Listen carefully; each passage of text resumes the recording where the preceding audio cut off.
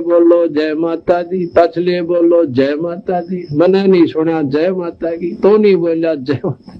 ये चार बात सारी रात ढोल पीट के और चले, शेरा वाली लट्टा वाली और कुछ नहीं। तो ख्याल से देखिए जो जागरण करते हैं माता का, तो चार बात याद रखा करें।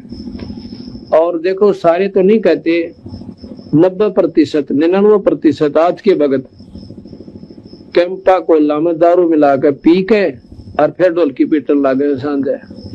अगले बोलो जय माता दी, पछले बोलो जय माता दी, मैंने नहीं सुना जय माता की, तो नहीं बोला जय माता। ये चार बात सारी रात ढोल पीट के और चले, शेरा वाली लट्टा वाली और कुछ नहीं। और इस तो महाराज के ना तो कोई तरह ध्यान बनाना, कोई भक्ति ना मार्ग, ढोल पीट के और अगला कराने वाला हजारों रुपया खर्च कर ले सीधा गधे की जूनी में।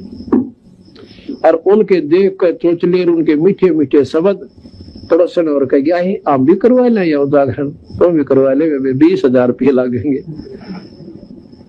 पीछा ही देखी जा क्यों सेठ करा सके बड़े आदमी, उन जागरण माता का काम में कोई नहीं होता, वो तो लापसी बढ़वा देंगे माता ने। वैसे कढ़ाई कर दी जय माता की बस, और बाहर गेर के बासी दलिया गली में खड़े हो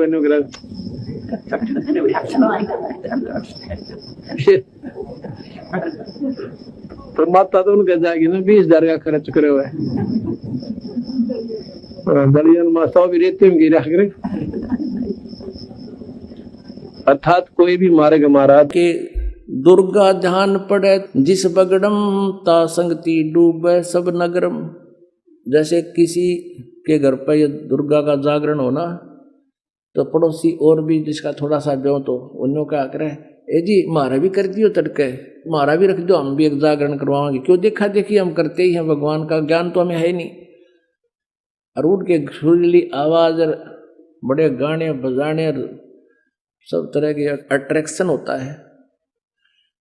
अब वहां क्या था, एक बार इस दास को भी अवसर मिला एक जागरण की थोड़ी सी झलक देखने का। जब नाम ले लिया था ज्ञान हो गया था। एक भक्त हमारा तो थोड़े से भगते उसके घर पे गया हुआ था शाम को।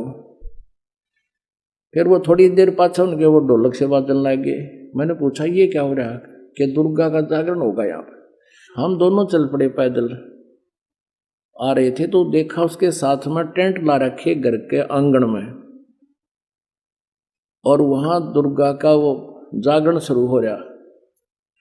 अब एक स्पेशल बुला रखा वहां जागरण करने वाला जो गायक, और उसका अलग से एक रेजिडेंस टेंट में बना रखा, गर्मियों के दिन थे तो वहां शुरू कर रखे, सारे बोलो जय माता दी, अगले बोलो जय माता दी, पिछले बोलो जय माता दी, मैं नहीं सुनिया जय माता दी। वो तो नेक बनो कहते मैं नहीं सुनिया, सारे जोर तो बोलो जय माता दी। अब वो न्यू करता करता सारे बोलो जय माता, वो टेंट में खिसक गया। और वो मेरा साथी ने बोला आज दिखाऊंगा आपको इस, वो टेंट हटा लिया हमने बाहर से, थोड़े से नु देखने लगे। वो पहले तो उसको देख रहे थे वो गाने गाओ, तो फिर इधर गया तो फिर दूसरी कनात के सारा देखे के करे।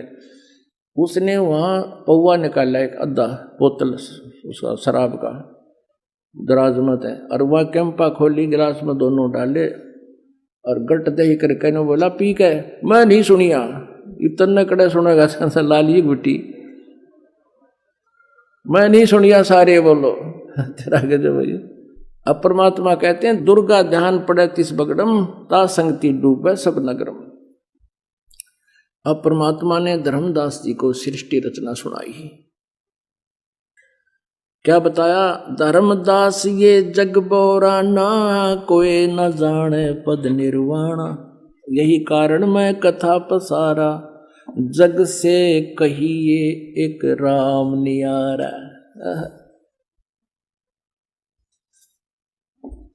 परमात्मा कहते हैं धर्मदास इस मोक्ष मार्ग से कोई भी परिचित नहीं है, इसलिए तेरे को मैंने ये सृष्टि रचना सुनाई है, सुन जानते हैं। धर्मदास ये जग बोराना, कोई न जाने पद निर्वाणा, यही कारण मैं कथा पसारा, जग से कहिए ओ राम नियारा। इन सब से अलग एक राम है, एक राम, एकम। यही ज्ञान जग जीव सुनावो, सब जीवों का भरम नसावो। भरम गए जग वेद पुराणा, आदि राम का भेद न जाना। कहते सभी वेद पुराण मुड़ जाए कि हम सतलोक में रहते थे, वहां कोई कष्ट नहीं था। जब इंसान को कोई कष्ट नहीं होता फिर इसको बकवाद भाती है, ये आत्मा अब ऐसी गिर गई। और जिसको कोई कष्ट है, जैसे शरीर में है या परिवार में है या कोई धन संपत्ति का अभाव है, तो इसका किसी चीज में रुचि नहीं रहती, दुखी रहता है, ना बकवादवादी। लेकिन परमात्मा सुख सागर है, इसकी शरण में आने के बाद फिर दुख नहीं रहता। और थोड़ा बहुत कष्ट ये स्वयं रखता है कि इसकी अकल ठिकाने लगी रहे। और जब ज्यादा दुखी से होते दिखे फिर एकदम ऐसा कर देता है, सोचते रह जाते हैं, हे परमात्मा आज सड़न ना होती तो ये तो बहुत नुकसान हो जाएगा, बहुत दुख हो रहा था, बड़ा कष्ट होगा, पता नहीं क्या क्या हो जाता। तो इससे एक तो परमात्मा दुख में याद रहा, फिर अचानक ऐसा प्रबल सुख कर दिया गजब का, उस चमत्कार के कारण दाता याद रहा कई दिन तक। तो ये परमात्मा कहते सोचल छिद्र में करूं अपने जन के काज, सोचल छिद्र करूं सो होए। क्यों? हम अपने हैं इसके, ये हमारा पिता है। एक उदाहरण दिया जाता है, जैसे अब्राहिम सुल्तान अदम था, वो इसका अपना हो गया था। उसने संबंध वाले शरीर में अपने बेटे को भी काटने कहीं पीछे नहीं हटा, सिर काट दिया मालिक के नाम। अब उसको अपना मान लिया इसने। जैसे अब आरती पढ़ते हैं, दीनन के जी दयाल भक्ति बढ़ दीजियो, खाने का गुलाम अपना कर लीजिए। अपना मान लो दाता मैंने, अपना ही जो मानेगा ऐसा नुकता होगा। जैसे अगर आपको जैसे संबंध ने किया, नेकी और सेव ने किया, नुक्ते ऊपर ही जगह रे कोटि कर बोल जाए तुम्हारे। नुकता यही नहीं है कि सिरे काटने का होता है, नहीं। नुकता ये भी होता है, जैसे एक बोलते ने बताया था कि मैंने नाम लिए 2-4 महीने हुए थे, घरवाली को पता लग चुका था, रोज थोड़ी बहुत खवास होनी हो ही जाती थी। एक दिन मैं सत्संग में आने लग रहा था, रास्ते में फोन आया, 10-11 की बात है, कि इकलौता बेटा बीमार हो गया बहुत सख्त, कहा हो जल्दी आओ। मैंने कहा वैसे तुम्हारे पास है हॉस्पिटल बिल्कुल साथ है, वहां दिखा लो, डॉक्टर ने इलाज करना, पैसे शुरू है, मैं जा रहा हूँ सत्संग। बस वो लगी उल्टे सुलटी बात सुनाने, मैंने फोन काट दिया, मैं आ गया पास में, मैंने फोन ना बंद रखा। अगले दिन फोन खोला, उसी टाइम फोन आया कि लड़का ठीक हो गया, तो चमत्कार हो गया, डॉक्टर भी हैरान है, ये हो कैसे बेहतर हो। तो राहत की सांस ली। फिर मैं जब वहां गया तो फिर मैं पूछा कि तुम्हारे गुरु जी कैसे हैं, क्या सफेद कपड़े पहनते हैं, लंबे से हैं, सिर पे सफेद बाल हैं। मैं उनके मुंह की तरफ देखूं, ये उस लड़के ने बताया अपनी माँ को, एक ऐसा आदमी आया था और मेरे को काल के दूतों से जो खींच के झटका देकर सुटा के लाया, वापिस मेरे को छोड़ दिया इसमें शरीर में। तो मेरी आंखों से पानी पड़ा, और वो भी नहीं बोली हम भी चल रहे, वहां जाए सारे परिवार ने दीक्षा बोल। उसके बाद इन्होंने उस लड़के का 4 साल हो गए बुखार नहीं चढ़ा। बच्चों, इसको कहते हैं नुक्ते ऊपर ही जगह रे कोटि करो जब जा तुम्हारे, कहे कबीर सुनो भी साधो मैं तो हूँ विश्वास में। तो बच्चों, अपने इस मालिक को विश्वास करो। आप गंदे लोग में आगे हो, इतना समर्पण करना पड़ेगा, इतना विश्वास मालिक को करना पड़ेगा। आपने सृष्टि में सुना था ना कृष्ण में कि कबीर साहब ने धर्मदास जी को बताया, धर्मदास ये जग बोराना, कोई न जाने पद निर्वाणा, यही कारण मैं कथा पसारा, जग से कहिए राम नियारा। कि हे धर्मदास, इस संसार में कोई भी निर्वाण पद, मोक्ष प्राप्त करने वाली विधि पद्धति से कोई भी परिचित नहीं है, किसी को ज्ञान नहीं है। अब धर्मदास पहले तो मानना नहीं करता, लेकिन आंखों देख आए भगवान को, फिर सारी हाँ भरे था। क्या बताते हैं, इसलिए मैंने ये सारा आपको ज्ञान सुनाना पड़ा, सारी कथा सुनानी पड़ी कि कोई भी परमात्मा के मोक्ष मार्ग से और भगवान से परिचित नहीं है, ना किसी के पास मूल ज्ञान है। यही ज्ञान जग जीव सुनावो, सब जीवों का भरम नसाओ, भरम गए जग वेद पुराण, आदि राम का वेद न जाना। के भरम गए जग वेद पुराणा, आदि राम सतपुरुष परम अक्षर ब्रह्म का ज्ञान नहीं हुआ, क्योंकि वेदों में अधूरा ज्ञान है, वैध ज्ञान है। पुराणों में ऋषियों की का अपना अनुभव है, जो उनका अपने सत्र का वो वेद से नहीं मिलता, वो व्यर्थ है। अब क्या बताते हैं, राम राम सब जगत बखाने, आदि राम कोई बिरला जाने। सब राम राम के अल्लाह खुदा, लेकिन जो आदि राम है, सदा का भगवान है, सबसे पहले वाला, उसको कोई नहीं जानता। जो मैं कथा तुझे बताने जा रहा हूं, इसको बुद्धिमान तो तुरंत मान लेंगे, ज्ञानी सुने सो हृदय लगाई, मूर्ख सुने तो गम न पाई। मूर्ख सुनेगा, उसको इसका कोई हिसाब नहीं आएगा। अब मैं तुमसे कहूं चिताई, तेरे देवन की उत्पत्ति वाई,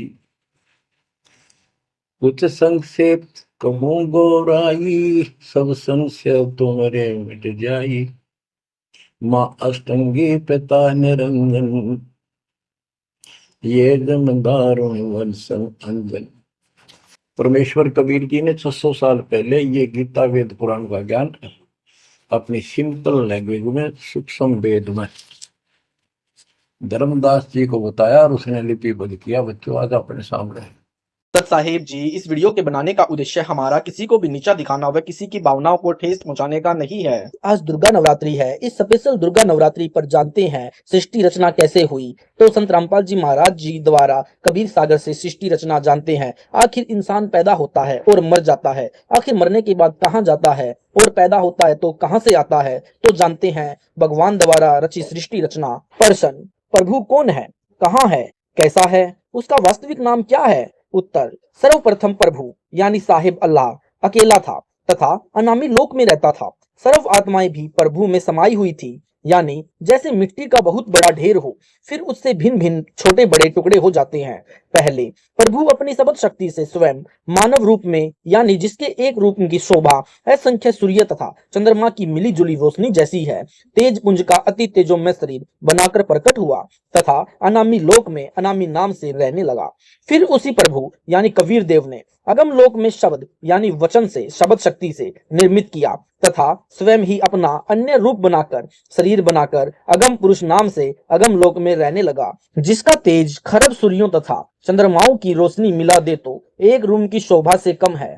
फिर प्रभु यानी कबीर देव ने अनन्य रूप मानव सदृशी तेज पुंज बनाया, जिसके एक रूम की शोभा अरब सूर्य तथा चंद्रमा की मिली जुली रोशनी से भी ज्यादा है तथा अलख लोक की रचना शब्द शक्ति से करके अलख पुरुष की उपमा पाया। इसके बाद प्रभु यानी कबीर देव ने अपना अन्य मानव के सदृशी तेज पुंज का रूप बनाया, जिसके एक रूम की शोभा करोड़ सूर्यों तथा इतने ही चंद्रमाओं की रोशनी से भी अधिक है, तथा सतलोक में रहने लगा।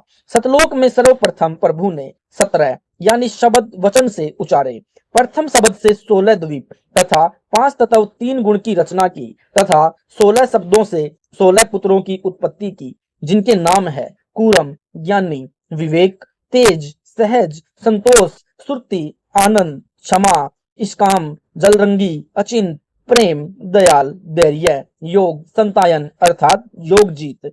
सतपुरुष यानी पूर्ण परमात्मा कबीर देव ने अपने पुत्र अचिंत को सतलोक में अन्य रचना का भार सौंपा।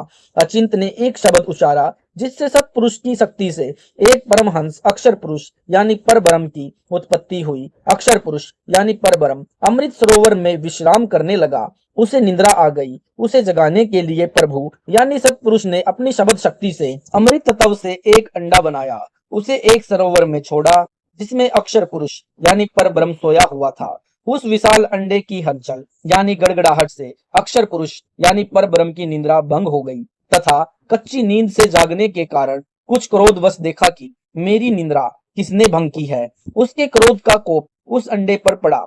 अंडे 2 भाग हो गए। उससे ब्रह्म यानी ज्योति निरंजन की उत्पत्ति हुई तथा प्रभु ने आकाशवाणी करके कहा कि तुम दोनों बाहर आओ तथा अचिंत के द्वीप में रहो। तीनों यानी अचिंत, अक्षर पुरुष, क्षर पुरुष अर्थात ब्रह्म एक द्वीप में रहने लगे। कुछ समय उपरांत ब्रह्म यानी ज्योति निरंजन के मन में आया कि मेरे अन्य 15 भाई अलग अलग द्वीपों में रहते हैं। हम तीनों यानी अचिंत, अक्षर पुरुष और क्षर पुरुष एक द्वीप में रह रहे हैं। क्यों न अपना अलग द्वीप तथा राज्य में भी प्राप्त करूं। यह विचार कर 70 युग तक एक पैर पर खड़ा होकर तपस्या की। यानी हम सर्व आत्मा जो आज इस काल लोक अर्थात 21 ब्रह्मांडों में परेशान हो रहे हैं, सतलोक में रहते थे। वहां हमारा जन्म मरण, राग द्वेष तथा परिश्रम करके पेट भरना आदि कष्ट नहीं था। फिर भी हम अपनी नादानी के कारण अपने मूल मालिक सतपुरुष को भूलकर इस ब्रह्म को अलौकिक शक्ति युक्त जानकर आसक्त हो गए। सतपुरुष यानी प्रभु ने हमें सावधान भी किया, परंतु हम अंदर से इस ब्रह्म यानी क्षर पुरुष को चाहने लगे, जिससे अंतर्यामी प्रभु ने हम सबको हृदय से त्याग दिया, क्योंकि हम अपने पतिव्रता पद से गिर चुके थे।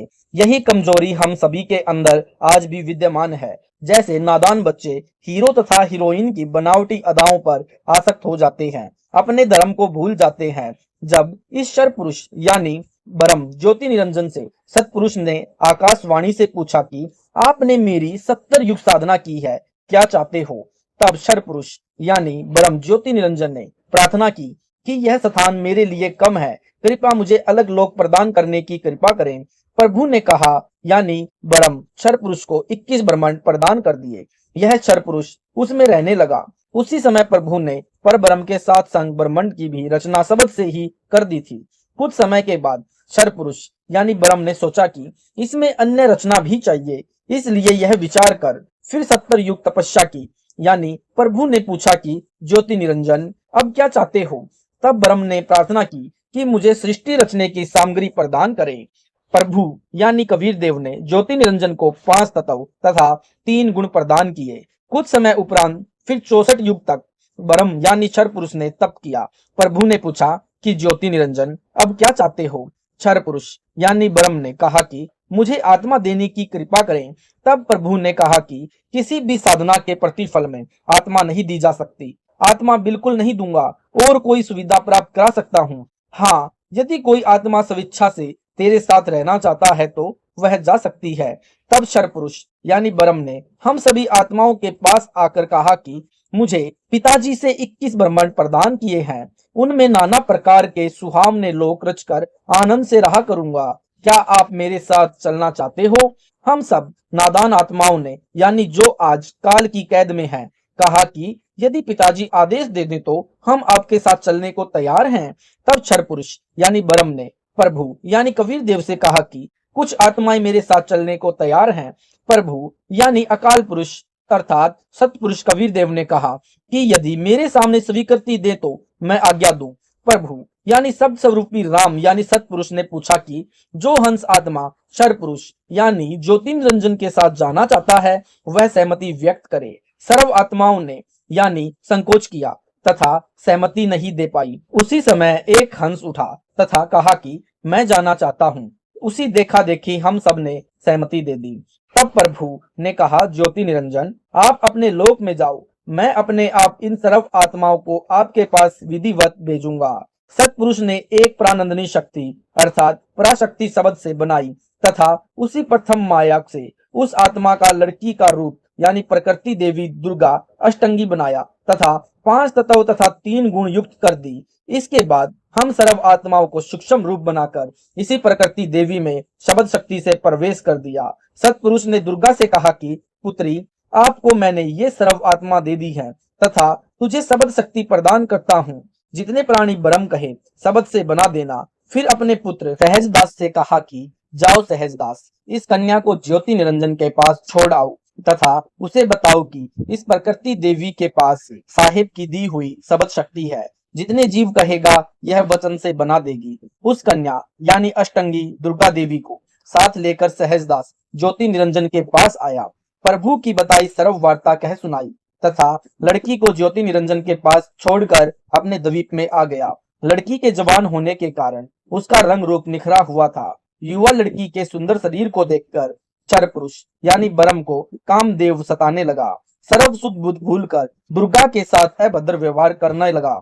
उस क्षर पुरुष की बुरी नियत को जानकर दुर्गा यानी प्रकृति ने अपने इज्जत बचाने की सोची। ज्योति निरंजन से बहुत प्रार्थना की कि ज्योति निरंजन, मेरे पास शब्द शक्ति से जितने जीव तू कहेगा मैं बना दूंगी। इस गंदी क्रिया से सृष्टि अच्छी नहीं रहेगी। दूसरे, मैं तथा तू एक पिता यानी कबीर देव की संतान है। मैं आपकी बहन तथा आप मेरे बड़े भाई हुए। यह मर्यादा विरुद्ध प्रक्रिया पाप का कारण है। परंतु ज्योति निरंजन ने एक नहीं सुनी तथा सीमा से आगे बढ़कर लड़की को दबोचना चाहा। उसी समय प्रकृति ने अपने सूक्ष्म रूप बनाया तथा अपने को और कहीं सुरक्षित न जानकर ज्योति निरंजन के पेट में प्रवेश कर गई। फिर अपने जगत पिता प्रभु यानी कबीर देव से पुकार की तथा ज्योति निरंजन की बदमाशी बताई। तब सतपुरुष ने स्वयं अपने पुत्र योगजीत यानी जोगजीत का रूप बनाकर गए तथा उस कन्या को क्षर पुरुष यानी ब्रह्म के पेट से निकाला तथा कहा कि पिताजी ने तेरी इस दुष्टता का प्रतिफल बताया है कि आज से तेरा नाम काल होगा। 1 लाख मानव शरीरधारी जीव भक्षण किया करेगा तथा 1.25 लाख उत्पन्न किया करेगा। तुझे सतलोक से 16 शंख कोश यानी एक कोश 3.5 किलोमीटर की होती है की दूरी पर चला जा। उसी समय काल भगवान के 21 ब्रह्मांड प्रभु शक्ति से सतलोक से 16 शंख कोश की दूरी पर आकर स्थित हो गए। अब काल तथा दुर्गा दोनों अकेले थे। काल ने फिर अपनी बुरी वासनावश लड़की से कहा, अब मेरा कोई कुछ नहीं बिगाड़ सकता, मनमानी करूंगा। तब प्रकृति ने कहा, ज्योति निरंजन, पहले तो हम एक पिता की संतान हैं, इसलिए बहन भाई का नाता हुआ। दूसरे, मैं तेरे पेट से होकर आई हूँ, तेरी पुत्री हुई। यह अनर्थ अच्छा नहीं। परंतु काल ने कन्या की एक नहीं सुनी तथा जबरदस्ती अपने नाखूनों से भग यानी स्त्री की योनि लगा दी तथा शादी करके ब्रह्मलोक में रहने लगा। वहां पर ऐसे स्थान बनाए कि जिस स्थान पर जाए वहां वैसा ही स्वभाव बन जाए। इस प्रकार रजगुण प्रभावित क्षेत्र में रहकर अपनी पत्नी दुर्गा यानी प्रकृति के संयोग से एक पुत्र की उत्पत्ति की तथा उसका नाम ब्रह्मा रखा, जो रजोगुण कहलाया। ब्रह्मालोक में ही दूसरा ऐसा स्थान बनाया जहां जाते ही सतोगुण प्रभावित हो जाता है। वहां पर अपनी पत्नी दुर्गा के संयोग से पुत्र उत्पन्न किया, उसका नाम विष्णु रखा, जो सतगुण कहलाया। तीसरा स्थान कैलाश पर्वत यानी ब्रह्मलोक में ही ऐसा बनाया जहां पर जाने को तमोगुण प्रभावित हो जाता है, यानी जिसे काशी भी कहते हैं। वहां पर अपनी पत्नी अष्टंगी यानी दुर्गा को साथ लेकर रहने लगा तथा एक पुत्र उत्पन्न हुआ, जिसका नाम शंकर यानी रुद्र रखा, जो तमगुण बल कहलाया। जब ये बच्चे सियाने होने लगे तब ब्रह्म यानी काल ज्योति निरंजन ने अपनी पत्नी दुर्गा से कहा कि मैं ऐसे स्थान पर रहूंगा जहां पर कोई नहीं जा सकता, यानी वह स्थान 21वें ब्रह्मांड अर्थात 5वें महाब्रह्मांड में है तथा आज के बाद मैं यानी क्षर पुरुष ब्रह्म किसी को भी दर्शन नहीं दूंगा, चाहे किसी प्रकार की साधना यानी भक्ति तथा जप तप कोई भी करे। मैं यानी काल कभी आकार में नहीं आऊंगा। मेरी प्राप्ति न तो वेदों में वर्णित हो किसी क्रिया से, न किसी तप से, न किसी जप से, न दान से, न ध्यान से, न किसी यज्ञ से हो सकेगी। यानी प्रमाण के लिए गीता अध्याय नंबर 11 के श्लोक नंबर 47-48 तथा 53-54 में स्पष्ट है। इसलिए मुझे यानी काल ब्रह्म यानी ज्योति निरंजन को निराकार मान लिया जाएगा, क्योंकि मैं किसी को दर्शन नहीं दूंगा। मेरे चतुर्भुज रूप के दर्शन यानी महाविष्णु रूप में भी अनन्य अर्थात केवल एक ब्रह्म की उपासना यानी अन्य ब्रह्मा विष्णु शिव तथा दूसरे देवी देवताओं की न करें, उसी को मेरी कृपा से ही हो सकती है। वेदों में वर्णित विधि से तो वे भी नहीं हो सकते। यानी प्रमाण गीता अध्याय नंबर 11 के श्लोक नंबर 46 में अर्जुन कह रहा है कि हे सहस्त्र बाहु, मैं आपको उसी चतुर्भुज रूप में धारण किए हुए तथा गदा पद्म सुदर्शन लिए हुए देखना चाहता हूँ। कृपया चतुर्भुज रूप में प्रकट होइए। इसके बाद भगवान काल ने पहले चतुर्भुज रूप दिखाया, फिर मनुष्य रूप यानी कृष्ण रूप दिखाया तथा कहा कि जो मेरा चतुर रूप तूने देखा है, इसके दर्शन भी बहुत दुर्लभ है। इस चतुर्भुज रूप यानी ब्रह्मलोक में के दर्शन के लिए ऋषि तथा देवता भी इच्छा करते हैं, परंतु उन्हें मेरे चतुर्भुज रूप के दर्शन भी नहीं होते। वे केवल त्रिलोकीय ब्रह्मा विष्णु शंकर के ही दर्शन कर पाते हैं। वे भी चतुर्भुज भगवान है। मेरे चतुर्भुज रूप के दर्शन भी अनन्य भक्ति यानी अर्थात अनन्य भक्ति का तात्पर्य है कि एक ब्रह्म उपासना ओम मंत्र से करे, किसी देवी देवता न तीनों गुणों रजगुण ब्रह्मा सतगुण विष्णु तमगुण शंकर आदि की साधना न करे, न कोई उपवास करे, न श्राद्ध निकाले अर्थात पितृ पूजा न करे, भूत पूजा आदि न करके केवल ओम मंत्र का जाप मुझ ब्रह्म को इष्ट मानकर करे, तब मेरे ब्रह्म लोक में जा सकता है तथा वहां महाविष्णु रूप में दर्शन भी उसी काल की इच्छा से तथा दूसरे से कर सकता है, जैसे ब्रह्मा विष्णु शिव को विमान में बैठाकर दूर से दर्शन करवाए थे। ऐसे कुछ क्षण के लिए कर सकता है, परंतु मेरा वास्तविक काल यानी विकराल रूप किसी भी साधना से कोई नहीं देख सकता। यह तो मैंने तेरे ऊपर कृपा करके दिखाया है। इससे सिद्ध है कि काल भगवान की प्राप्ति उपलब्ध शास्त्रों अर्थात वेदों के आधार पर अति असंभव है, इसलिए इसे निराकार मान रखा है। इन तीनों बच्चों को सृष्टि यानी शरीर रचना, पालन तथा संहार करना कार्य सौंपा। इन तीनों बच्चों यानी ब्रह्मा विष्णु शिव को बेहोश रखना, जब ये जवान हो जाएं, तब ब्रह्मा को कमल के फूल पर रखकर होश में लाना, फिर विष्णु को होश में लाना तथा फिर शंकर को होश में लाना। इन्हें मेरा भेद मत देना, फिर इनको सागर मंथन पर भेजना, वहां पर मैं यानी काल ब्रह्म सर्व व्यवस्था करके रखूंगा। यह कहकर यानी ज्योति निरंजन अर्थात ब्रह्म अंतर्ध्यान हो गया। उसके बाद वह आकार में नहीं आया अर्थात व्यक्ति रूप में ज्योति निरंजन सामने नहीं आता है। यह इसका अविनाशी अर्थात अटल घटिया नियम है। प्रमाण के लिए गीता अध्याय नंबर 7 का श्लोक नंबर 24-25, जिसमें कहा है कि मूर्ख लोग मेरे अविनाशी यानी अटल अनुत्तम यानी घटिया भाव यानी नियम को नहीं जानते। मुझ निराकार को आकार अर्थात श्री कृष्ण व श्री राम आदि अवतार रूप आया मानते हैं। श्लोक नंबर 25 में मैं कभी आकार में नहीं आता। इस मेरे अविनाशी यानी अटल नियम को यह माया से ढका हुआ मूर्ख संसार नहीं जानता। इससे सिद्ध है कि काल यानी ब्रह्म श्री कृष्ण के शरीर में प्रवेश करके बोल रहा था, नहीं तो श्री कृष्ण जी अर्जुन के सामने पहले ही विद्यमान थे।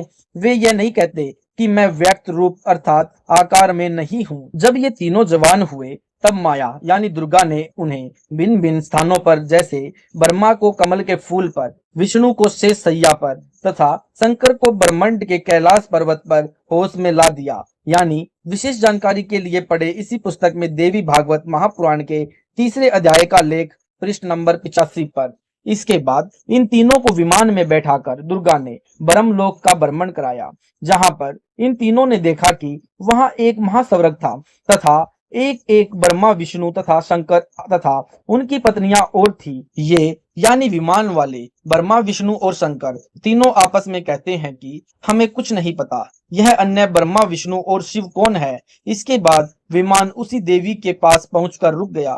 तीनों यानी ब्रह्मा विष्णु शंकर विमान से उतरे तथा दुर्गा यानी प्रकृति ने इन्हें लड़की बना दिया। उस माया यानी अष्टंगी के पास हजारों सहेलियां बैठी थी। तब त्रिलोकीय ब्रह्मा विष्णु शिव ने देखा कि माता का रूप बहुत तेजोमय है, हजारों बिजलियों की चमक के तुल्य जगमग करता हुआ। सौभाम्य स्वरूप बहुत ही सुंदर है। उसके नाखून दर्पण की तरह चमक रहे थे। उनमें फिल्म की तरह तीनों ने उत्पत्ति स्थल यानी ब्रह्मा कमल के फूल पर, विष्णु शेष सैया पर, शंकर दूसरे कैलाश पर्वत पर अचेत दिखाई दिए। तब तीनों ने स्वीकार किया कि आप ही हम तीनों की जननी हो तथा सर्व संसार को आपने ही रचा है। ब्रह्मा ने पूछा, हे माता, आप तथा ब्रह्म एक ही हो या भिन्न भिन्न हो? तब माता ने कहा कि मुझे तथा ब्रह्म को एक ही जानो, क्योंकि हम दोनों के संयोग से यह सारा संसार चल रहा है। तुम मुझे तथा ब्रह्म के हमेशा याद रखना। तुम्हारे कार्य में कोई अड़चन नहीं आएगी। यदि कोई कठिनाई आए तो हमें याद करना, तुरंत सहायता मिलेगी। तथा तुम तीनों अपना अपना कार्य संभालो। ब्रह्मा शरीर बनावे, विष्णु पालन करे तथा शंकर संहार करे। तीनों ने कहा कि सर्व जल ही जल है, पृथ्वी नजर नहीं आती, यह कार्य कैसे संभव हो सकता है? तब दुर्गा ने कहा, विमान में बैठो, तुम्हें उन स्थानों पर भिजवाती हूँ जहाँ यह कार्य प्रारंभ करना है। तीनों को पूर्व निर्मित ब्रह्मलोक यानी विष्णु लोक तथा शंकर लोक में छोड़ दिया तथा 3 लोक पृथ्वी अर्थात मृतलोक, स्वर्गलोक तथा पाताल लोक में जीव रचना, पालन तथा संहार का कार्य सौंपा। तब माता ने कहा कि तुम सागर मंथन करो। वहां पर काल ब्रह्म ने सर्व व्यवस्था पहले ही कर रखी थी। स्वयं एक कछुआ यानी कूर्म बनकर समुद्र में प्रवेश कर गया तथा अपने ऊपर पर्वत को धारण किया। एक सर्प का रस्सा यानी दूध की तरह मंथन करने के लिए बनाकर लपेट दिया। तीनों ने सागर मंथन किया। पहले 4 वेद काल यानी ब्रह्म अर्थात क्षर पुरुष भगवान ने पूर्ण ब्रह्म यानी सतपुरुष अर्थात कबीर देव की आज्ञा से सत्य ज्ञान रूप में समुद्र में प्रवेश कर दिए थे। उस समय निकले। दूसरी बार सागर मंथन किया तो 3 कन्याएं मिली। माता ने तीनों को बांट दिया। ब्रह्मा ने सावित्री, विष्णु को लक्ष्मी, शंकर को पार्वती दी। तीनों ने विलास किया। सुर तथा असुर दोनों पैदा हुए। जब तीसरी बार सागर मंथन किया तो 14 रत्न ब्रह्मा को तथा अमृत विष्णु को व देवताओं को, मद यानी श्राप असुरों को तथा विष परमार्थ शिव ने अपने कंठ में ठहराया।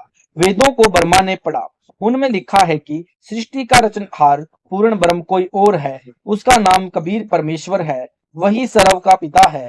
इससे पहले तीनों बच्चे यानी ब्रह्मा, विष्णु तथा शंकर पूछा करते थे कि हमारा पिता कौन है? तो माता दुर्गा काल के डर से उन्हें कह देती थी कि तुम्हारा कोई पिता नहीं, तुम्हारा मैं ही माता हूँ, मैं ही पिता हूँ। ब्रह्म ने वेद पढ़कर विष्णु तथा शिव शंकर को बताया कि सर्व का पिता अर्थात जगत पिता कोई और पुरुष है, उसका नाम कबीर देव है। फिर माता से पूछा, माँ, वेदों में लिखा है कि सर्व रचनहार तथा सर्व का पालन करता अर्थात जगत पिता कोई और सतपुरुष यानी परमेश्वर है, जिसका कबीर नाम है।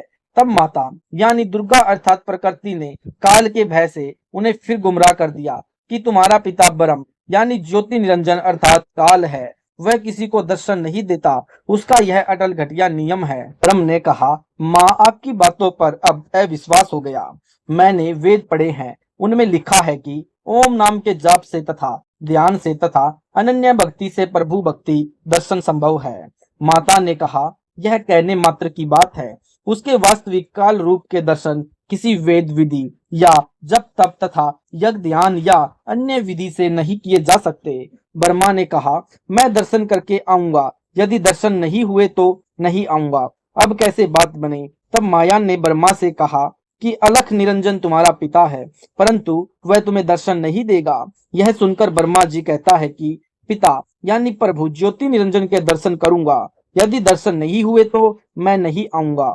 यह कहकर व्याकुल होकर उत्तर दिशा की तरफ चल दिया, जहां अंधेरा ही अंधेरा है। वहां ब्रह्मा ने 4 युग तक ध्यान लगाया, परंतु कुछ भी हासिल नहीं हुआ। उधर भवानी को चिंता हुई कि सृष्टि कैसे रची जाएगी, ब्रह्मा के बिना सब कार्य असंभव है। तब उसने अपनी शब्द शक्ति से गायत्री नाम की लड़की बनाई तथा उसे ब्रह्मा को वापस लाने को कहा। गायत्री ब्रह्मा के पास गई, परंतु ब्रह्मा समाधि में लगाए हुए था, उसे कोई आभास ही नहीं हो रहा था कि कोई आया है।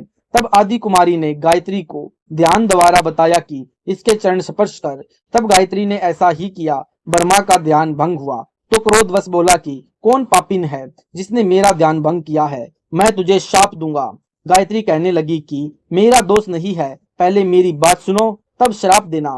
मेरे को माता ने तुम्हें लोटा लाने को कहा है, क्योंकि आपके बिना जीव उत्पत्ति नहीं हो सकती। ब्रह्मा ने कहा, कि मैं कैसे जाऊं, पिताजी के दर्शन हुए नहीं, बिना दर्शन किए जाऊं तो मेरा मजाक होगा। ऐसा करो, यदि आप यह कह दो कि वर्मा ने पिताजी के दर्शन कर लिए हैं, मैंने अपने दर्शन आंखों से देखा है, तो मैं आपके साथ चलूं। तब गायत्री ने कहा कि आप मेरे साथ भोग यानी सेक्स करो तो मैं आपकी झूठी साखी यानी गवाही भरूं।